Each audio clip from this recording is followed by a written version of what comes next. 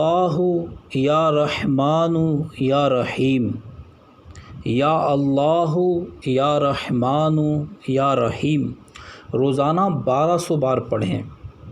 نماز عشاء کے بعد روزانہ 1200 بار پڑھیں۔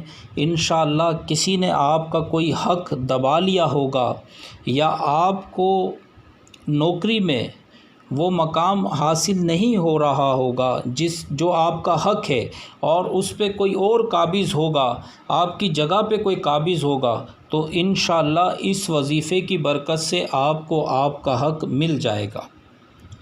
اپنا حق حاصل کرنے کے لیے اور اپنی وہ چیز جو کسی نے دبا لی ہے، طاقتور ہے، تو اس نے آپ کو آپ کے حق سے محروم کر دیا ہے، تو اس کے لیے آپ یا اللہ یا رحمان یا رحیم کا ورد روزانہ 1200 بار کریں۔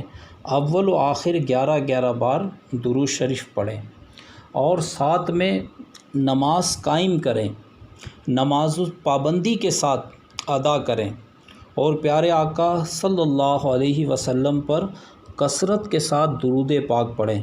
انشاءاللہ اس کی برکت سے آپ کا حق آپ کو مل جائے گا۔ تعالیٰ ہمیں دین و دنیا کی بھلائیاں عطا فرمائے، آمین۔